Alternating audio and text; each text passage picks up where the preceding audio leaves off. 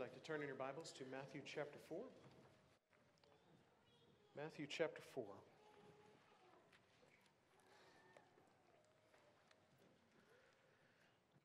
I didn't want to cut in too much to our sermon time this morning, so I do want to mention thank you for those who texted and called and sent cards and all of those things.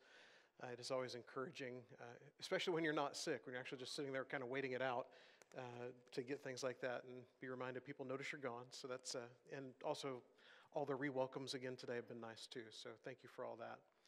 I'm going to cheat a little bit tonight because I had two sermons in mind for last week, and I'm also on a pace to try to get through Matthew as we get close to Easter. And so tonight is kind of a hybrid of what would have been last week. And so we are going to look at availability as a piece of character, but we're going to look at it through the lens of some things that happen in the book of Matthew. So we'll kind of combine things a little bit. I don't think that means it's going to be twice as long as a normal sermon, but we'll see what happens. Breathe a sigh of relief there, Scott.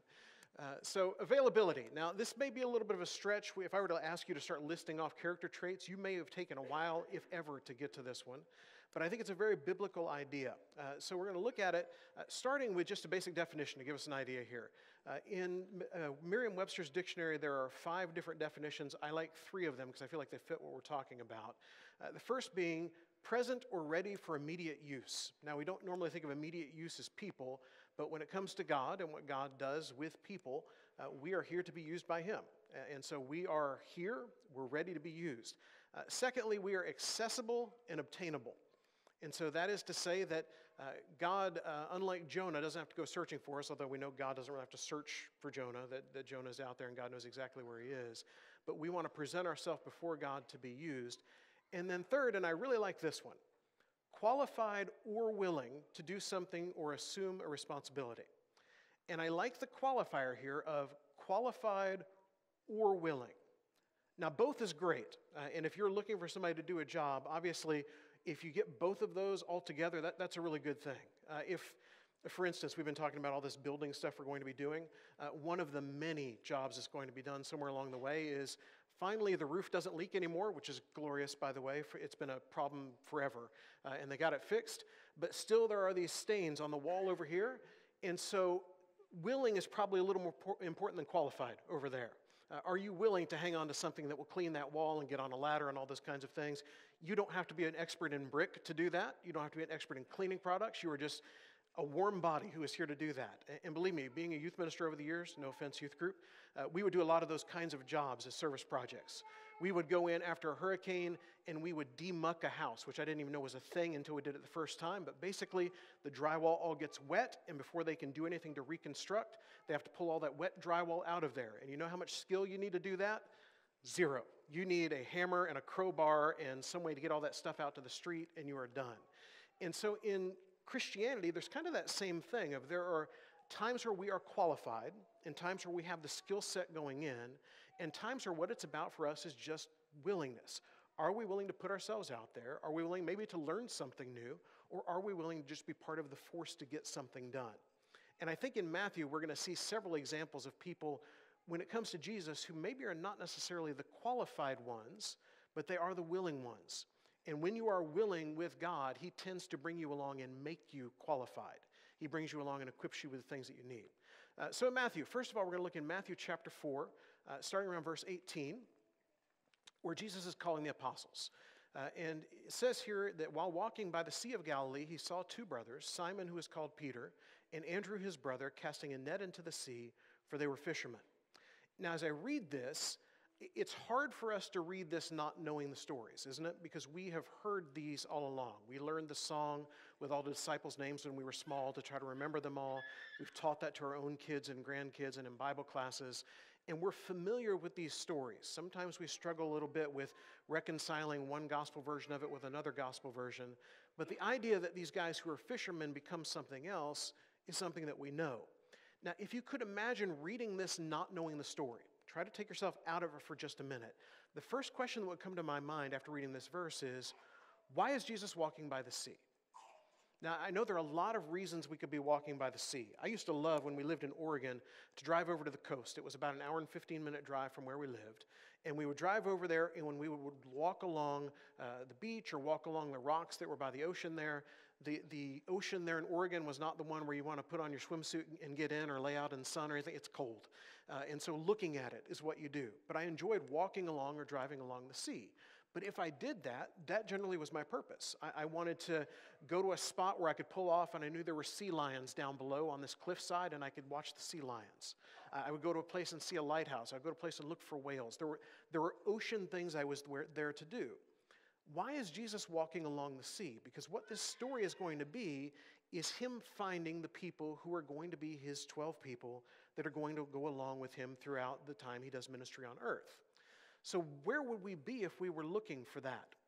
I've heard people that live in Southern California talk about how in the mornings, if you were to go to Home Depot, or I don't know if they have Lowe's out there or not, but the lumber supply kinds of stores, if you go in the mornings, there are a bunch of guys in pickup trucks that just linger outside, and they're looking for work. And so you know if you've got something that needs to be done at Home Depot, it's above your skill level, that you can go there and buy the things you need to do it, and there will be guys in pickup trucks outside that you can then hire and come do the work at your house. You would not go to Hobby Lobby for that. You would go to Hobby Lobby looking for things to decorate your house. You'd go to Hobby Lobby because your wife dragged you there or something like that. But for skills like that, we would go to the places where you find those things. So as I read these verses, I think, why does Jesus go here? Because if I'm looking for people to do ministry, if I'm looking for people that are going to take this message out, if I'm looking for people who are going to be loyal followers, I don't know if this is where I'd start. When I lived over in Searcy, periodically churches would come, and they would come to events to look for youth interns, or they would come to events to look for new ministers and things like that, because the Bible majors getting their degrees were there. And so they went and they found the people who were there in this place because they had the skill to come work in their church. And so if I'm Jesus, I'm probably going to be at the synagogue. I'm probably going to be at the temple.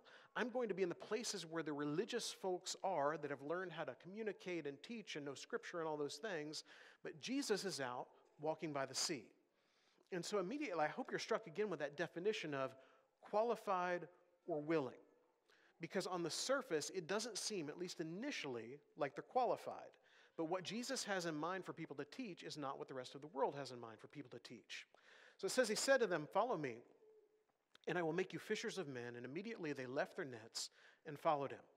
So they left their skills and security and made themselves available to Jesus. I think we can learn something from that pattern too. A lot of times it's our skills, our security, our financial thing. This is their way of making money.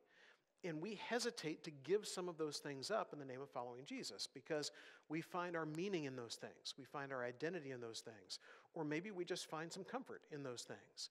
And so they are willing to, all of these things that they have known to this point, they're going to set aside and they're going to follow. So going on from there, he saw two other brothers, James the son of Zebedee and John his brother, in the boat with Zebedee their father, mending their nets, and he called them. Now, before we gloss over the idea that they're here mending their nets, there are different ways we could look at this. One of the theories in the commentaries is that in the sequence of things, this comes after what happens in Luke chapter 5, I believe it is, where Jesus tells them to go out further and deeper and let their nets down again. And when they bring their nets up, they are so full of fish, the nets are breaking. And now here he finds them again on the shore fixing the nets that he has caused to break indirectly, I guess. And so here they are, and maybe they have already seen a little bit of what Jesus can do. And maybe that's where you are tonight too. Maybe you're in a place where you're not fully understanding of everything he does or what role you play in that, but you know there is a power there that you cannot fully explain. And you've seen that at work in some part of life or in some part of what you know about him. And so you know there is something worth looking at here. And so he comes along as they're mending their nets, and it says immediately they left the boat and their father and followed him. And so we have another piece of it. They're going beyond just their safety and security. They left comfort and their connections and made themselves available to Jesus. So they left family to do this. And I think this is a place we can probably connect a little bit here in Ada Southwest. One of the things we mentioned to Zane when he was here with us over the weekend was there are a lot of families that are interconnected here. And he said, I know things. And we're like, no, you don't understand. There are a lot of families that are interconnected here. And in one way or another, everybody has a relation. And I try to explain to him, I'm in year 5 now, and it is still not unusual for me to go into a week and learn one I didn't know. It's still not crazy for me to come into a week and find out, oh, well, so-and-so, they were, second cousins with so-and-so down the road or college roommates or whatever it may be, and I don't know that's there. And so for them, this is the leaving Ada moment for them. It's all the comfort, it's all the people they know, it's the places they can go where people know their names, and now they are going to go into something that is less familiar. And I don't know about you, but that can be terrifying, can it? And maybe you've not had to do that in life. For a lot of you who have lived here near Ada for all of life, this is kind of home for you. But for those who have left and come back, there were people yesterday in our meeting that had left and come back that talked about what it's like here and the thing that draws you here with that. So for these brothers, they're prepared to leave that to follow Jesus. Now, I'm not telling you that's what Jesus is going to call you to do, but he could. And maybe that is the thing we have to do. But whatever it may be, are we willing to be available even if we have to give those things up?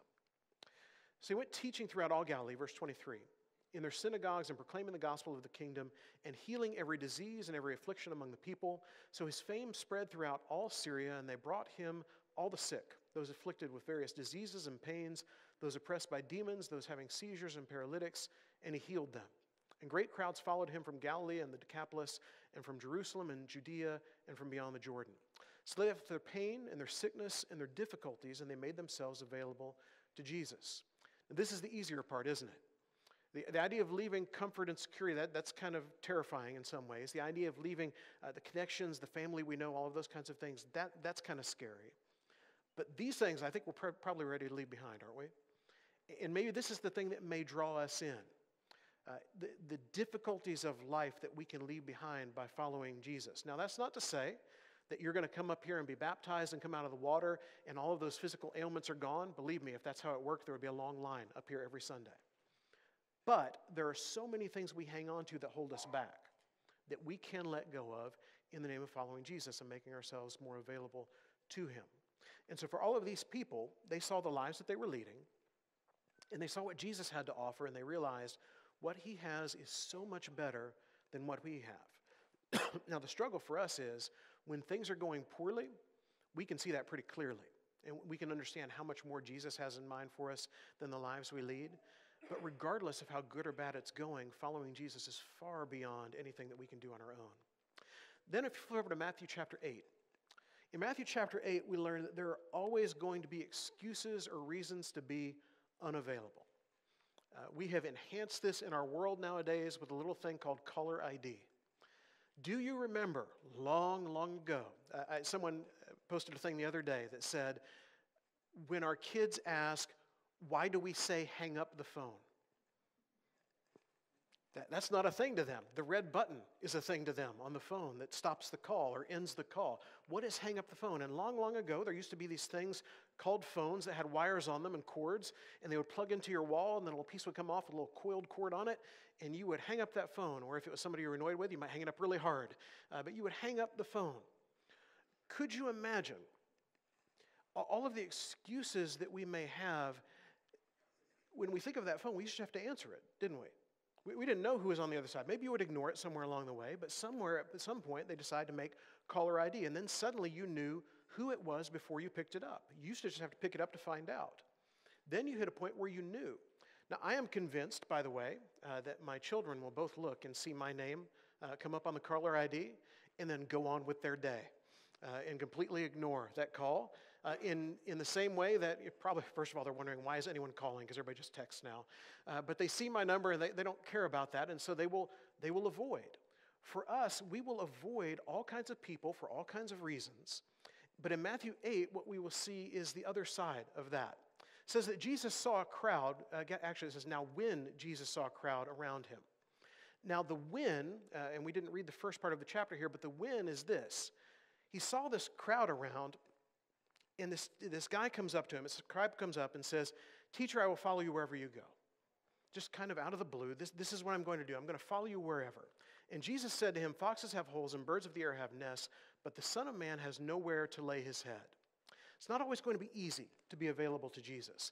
The life that he is laying out there, the idea of having no place to lay your head, doesn't sound all that comforting to most of us, does it? We want to have a place that is home. We want to have a place that we can rely on.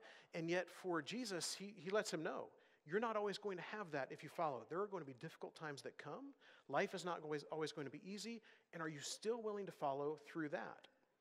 And so as much as I want to tell people about, there is eternal life and there's forgiveness and there are all these great things that come with following Jesus, if we've done it for a while, we know it's not all easy either. There are times where people will think you're just really strange because you follow Jesus. There are times where people will think that you don't fit in because you follow Jesus. There are times where people think your set of standards is very different than the standards of the world around us, and you're just odd because you follow him. There are times where following him will cause you to miss out on something.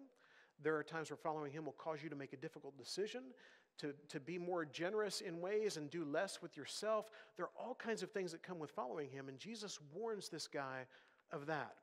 Another of the disciples said to him, "Lord, let me first go and bury my father." And Jesus said to him, "Follow me and leave the dead to bury their own dead." Family and other responsibilities can get in the way of our being available to Jesus. Now, family and other responsibilities are important and they're worthwhile, and sometimes they are just outright good things, but sometimes they get in the way, don't they? Oftentimes we get too busy with work or with school or with other things we feel like we need to do, and we do not make the time we need to make for Jesus. And there is a piece of that that's easy for me as a preacher to immediately go to church attendance and those kinds of things, and I get that. There was a time in life where this was a priority all the time. And it still is for a lot of us, but for a lot of people, it is in a different place on the scale of priorities. But that to me is just a symptom of something larger, because it's not so much about whether you sit in the pews at particular times during the week, but what is your life like all of the time, and are the other things of life getting in the way of our following of Jesus? Are we too busy to pray? Have you ever caught yourself thinking that? How much time does it really take? How much time do you waste on your phone, watching television, doing whatever other things that you do? And even some of the good things that you do that maybe you need to do a little less of to do more things for God, how many things get in the way? And it's very easy for us to do that. And so Jesus says to this guy, sure, burying family is important. That's something you need to do. But what you're doing in following me rises above that. So whatever the best thing you do that is not following Jesus, it is still less than following Jesus. Whatever the most important person to you, the most important function in your life is, it is still beneath following Jesus. And that's tough because there are a lot of very, very important things in our lives, and yet Jesus calls us to be first in our lives. In Matthew 9, we find out that there will always be critics to make us question being available to Jesus. There are always going to be people around you that question what you do. And unfortunately, sometimes they are the brothers and sisters among us that are going to be the ones that question what you do and how you go about doing it. Jesus often ran into trouble with the religious leaders, didn't he? Because they did not understand what he was doing or why he did it or when he did it. So in Matthew 9, verse 9, it says, as Jesus passed on from there, he saw a man called Matthew sitting at the tax booth. And he said to him, "Follow me," and he rose and followed him. And as Jesus reclined at table at the house, behold, many tax collectors and sinners came and were reclining with Jesus and his disciples. And when the Pharisees saw this, they said to his disciples, "Why does your teacher eat with tax collectors and sinners?" Or basically, why is Jesus making himself available to this kind of people? These are not the people we're supposed to be around. If Jesus is a religious guy from God, if Jesus is someone that has these secrets of God to share with us, he should know these are not the kind of people you're supposed to be around. And too often, we begin to question ourselves and our availability because of that. Because people around us say, well, I don't know if you ought to spend time in this way. I don't know if these are the kind of people. And again, maybe we might ask the question as we start, if Jesus is still looking for disciples, why is he at the tax collector's booth? I mean, if you thought this walking on the sea was out of place, it's just fishermen out there, why would you be at the tax collector's booth? These are bad guys. We don't like these guys. And yet this is where Jesus goes to find someone to follow. And everyone around him would say, why are you doing this? And they even question his followers as they begin to follow. And yet Jesus says, this is the place to be. These are the people. He says, when he heard it, he said, those who are well and have no need of a physician, those who are well have no need of a physician, but those who are sick.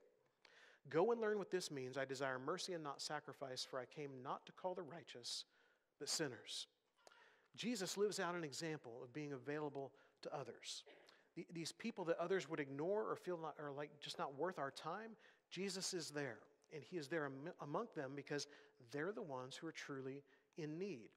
And for us in our lives, it's so easy for us to be available to those people we are so connected to, the people who are family to us, either literally or like family. But what about everybody else? Are we willing to widen that circle a little bit and be available to the other people who need us, whether it's people here at Southwest or people in our community or just people in our workplaces, our neighborhoods, or wherever they may be?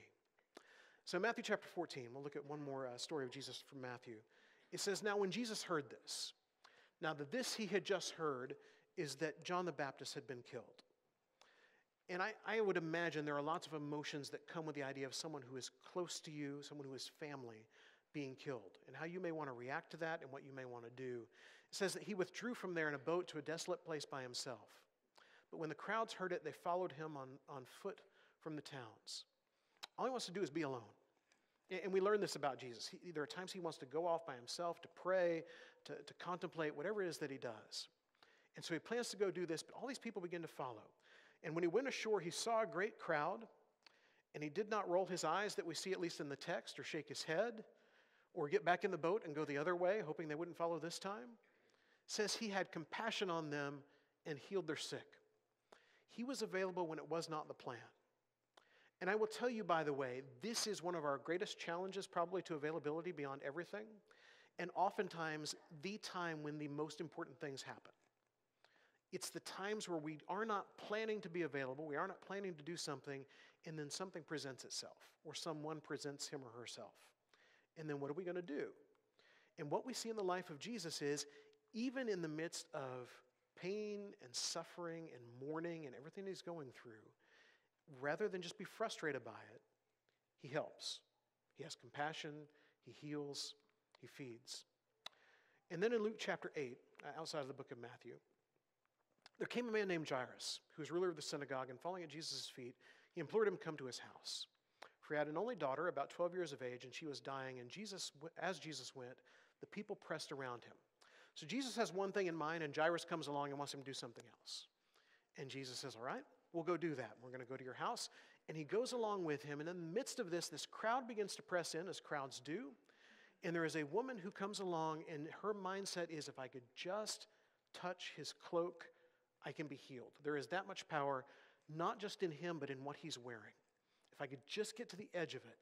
And she comes up and she touches his cloak and she is healed, and he feels the power go out from himself, and then takes time in the midst of all of this, going off to do something important. Have you ever been there, by the way? You're on a way to do something really important, and then there's a moment where you could do something else to help someone, you're not quite sure what to do. Jesus stops in the midst of that and has this conversation with this woman. And the whole time I kind of imagine Jairus kind of tapping his foot maybe a little bit, trying to be patient, but a little bit impatient because his daughter desperately needs help. And all of this unfolds, and in the midst of it all, none of it planned, Jesus helps this woman and helps Jairus. And so we learn that he's available even when he's busy. We almost feel like there's a virtue, and maybe you're thinking one of the character traits that should come along on a Sunday night this year is busyness, because our world so celebrates that. Busyness is not a virtue or a good character trait or anything like that. It's just something that we do. And sometimes that busyness gets in the way of the things that God would have us to do. Are we willing to take the time to sit and to be with someone else who is in need? Are we willing to take the time to do something for God, for the church, even when we have other things going on that tend to pull us away from that? Think of all the different reasons that we have said, no, I don't have time for that. Now, let me give you a caveat to this. There are, because of the kind of audience that we have here and the group of people that are here, there are those of you that this is probably the last sermon you need to hear this year. There are those of you who are so good at this already that you probably could be the ones teaching us how to do this. I do not want to guilt you into doing more. There are some of you that are stretched about as far as you can stretch already. I do not want to break you in the midst of this. And if you know that person and figure they're probably listening to this, talk to them later, by the way. But I'm not trying to push you beyond where you need to be. But for a lot of us, we need to learn a little more from your example. Because there are so many times that we have all these reasons not to do the good thing. We have all these other things that are pressing against our time, all these other responsibilities that we have that we miss out on what God might have us to do.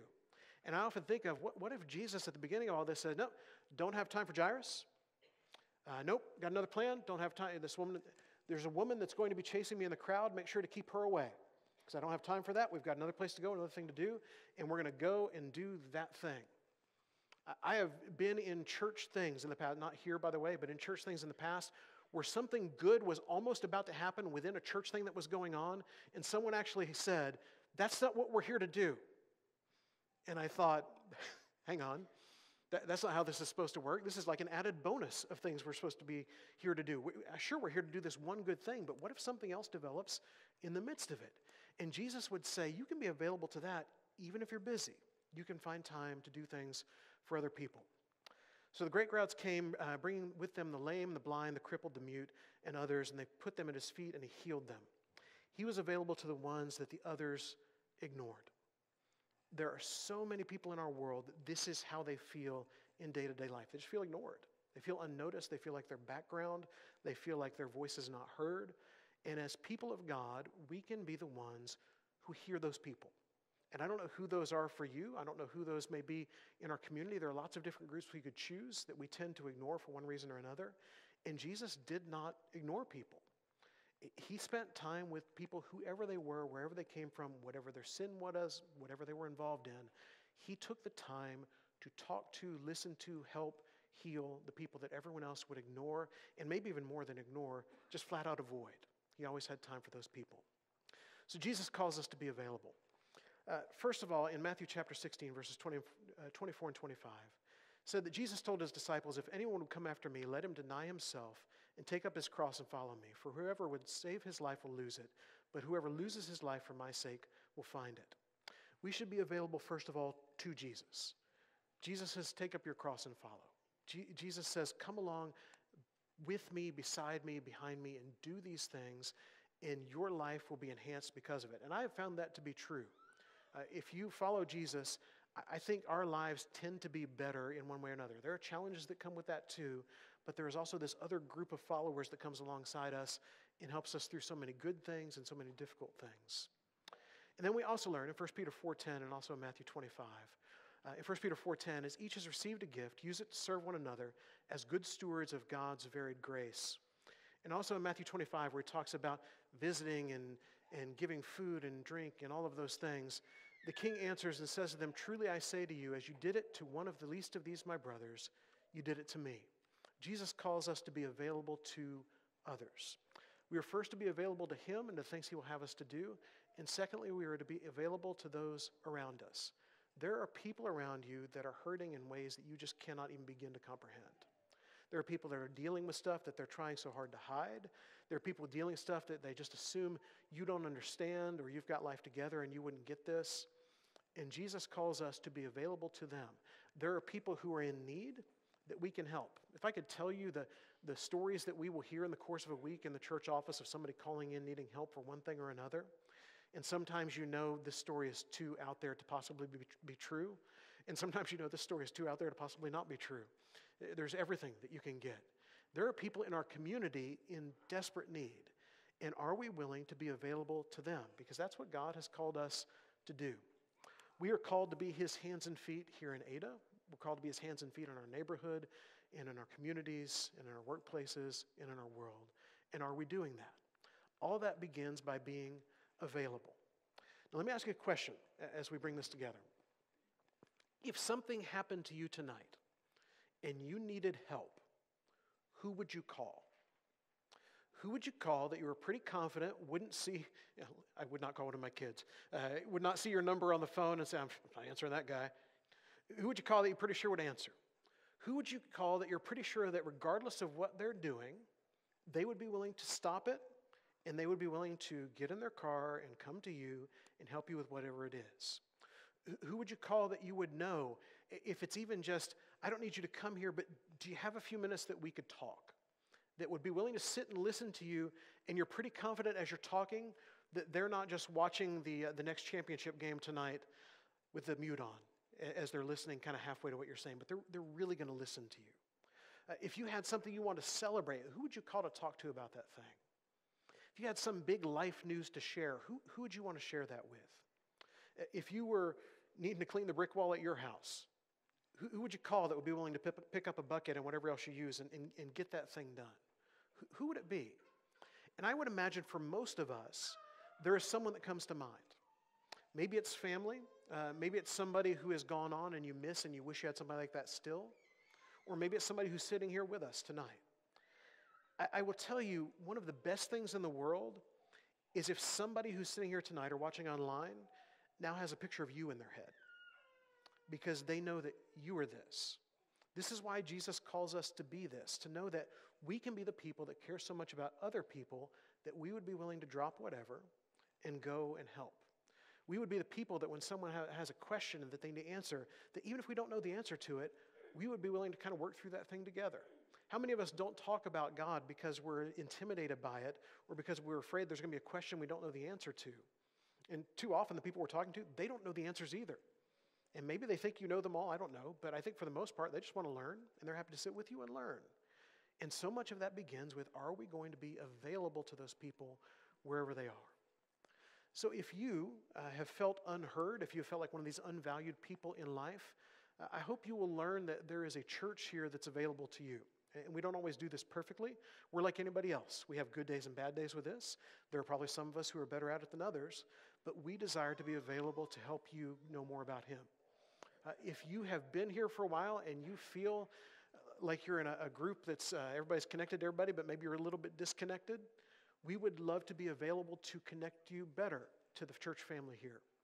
Or if you have gone through life just kind of doing your own thing and didn't understand that there is a God who loves you so much that He has made not only Himself available to you, but He has sent His Son here to live among us and die and rise again so that we could be with Him throughout eternity, you can begin to follow that God today. If there's some way we can help you tonight, whether you need to be baptized into Him or to come back or you need prayers of the church, please come while we stand and sing.